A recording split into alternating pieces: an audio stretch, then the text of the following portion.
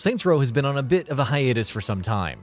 Even though we got Gat Out of Hell in 2015 and Agents of Mayhem, which is set in the same universe, in 2017, it's been 8 years now since we last got a numbered Saints Row title.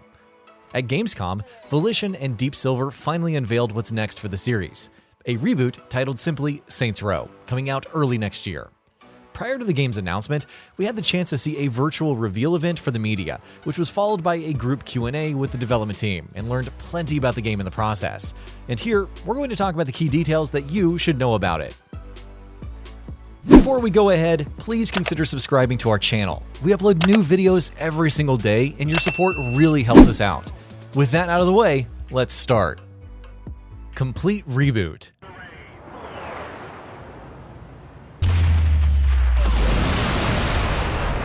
Saints Row games have gotten more and more over the top as time has gone on, and given the ridiculous scale of the story in Saints Row 4 and Gat Out of Hell, many have wondered where the series would even go from here. That's something that's clearly played on the minds of Volition as well, who have gone ahead with a full reboot for the series. The next game, called simply Saints Row, is a complete break. It's a wholly new, separate continuity that has no narrative ties to the previous games whatsoever. Expect a more grounded story about a budding criminal empire in a modern contemporary setting. That said, even though Volition is billing Saints Row as a back-to-the-basics scenario, something that they've been keen to emphasize is the fact that you can still obviously expect the game to have that unique brand of bombastic humor that the series is known for, just a little less over the top.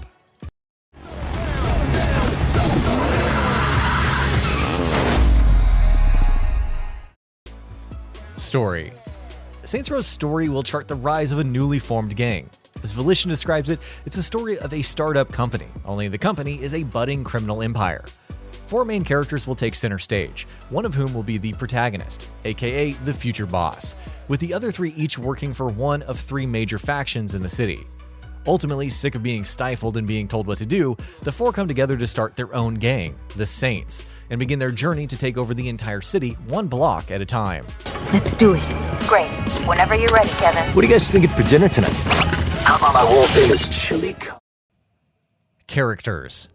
And who are these 4 characters who are going to serve as the main players in the story? Well, there's the protagonist, of course, or the boss, who's described by Volition as, quote, a charismatic murder machine. Players will once again have the ability to customize the boss, their gender, their voice, and more.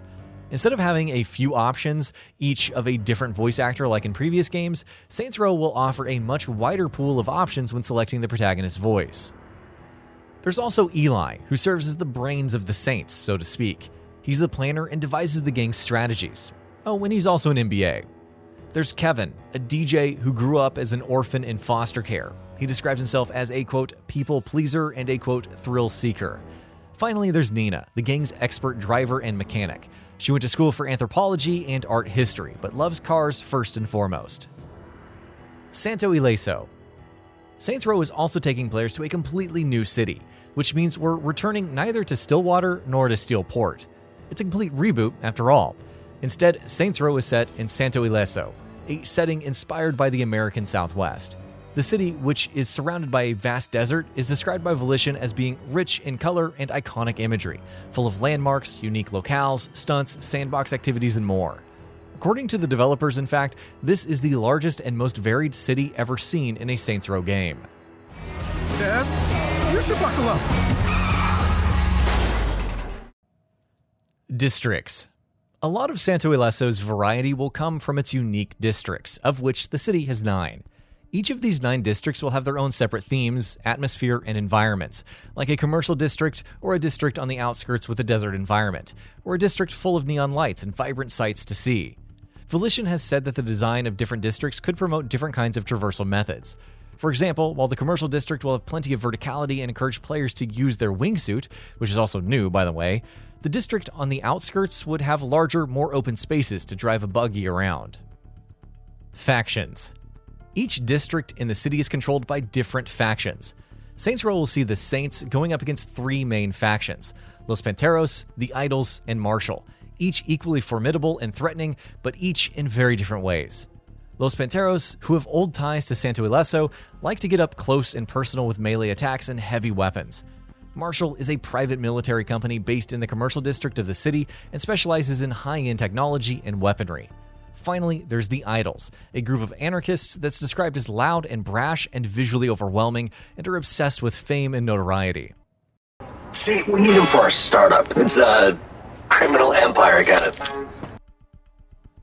Criminal Ventures. As you may have guessed, Saints Row's structure will see you taking over the city block by block, as you go to different districts of the city and remove the faction and power there and take over in their place. Expect plenty of explosive combat with various kinds of weapons, from pistols to rocket launchers to heavy melee tools that can deliver brutal takedowns. Meanwhile, as you take over different parts of the city, you'll also be able to grow your criminal empire in different ways, such as by building new buildings, establishments, and businesses in newly opened up lots, including things such as protection rackets, arms dealerships, even fast food joints, and all sorts of fronts for criminal activities. Each of these will also impact the world and open up different new gameplay options. Customization. Volition is, interestingly enough, touting Saints Row as having the most robust customization options ever seen in the series to date. As we briefly mentioned before, the protagonist is going to be more customizable than ever, which of course also includes cosmetic options. Vehicles and your crew itself will also have plenty of customization options. For example, which people you recruit as members of the Saints and what businesses and fronts you choose to establish for your gang will determine how it grows. Traversal. Traversal options and methods for traveling all of SANTO ILESO are also looking promising. There will of course be plenty of different kinds of vehicles to hop into and explore the city, including cars, bikes, go-karts, hoverboards, hoverbikes, helicopters, planes, and VTOLs. In a group Q&A with the developers following the game's virtual reveal event for the media, Volition also said that Saints Row will have the best driving vehicles in the series, which is certainly promising. Meanwhile, as we touched on earlier, Saints Row also adds wingsuits as another important traversal method, and using that to get around SANTO ILESO should be a lot of fun. Launch and co-op. And when exactly is Saints Row launching? Well, it's not too far. It'll release for PS5, Xbox Series X and S, PS4, Xbox One, and PC on February 25th, 2022. Volition has also confirmed that Saints Row will feature 2-player co-op, so if you want to play the entire campaign with a friend, you can do that. Co-op will be seamless, fully untethered, and drop in and drop out, so clearly Volition is trying to keep it as flexible as possible.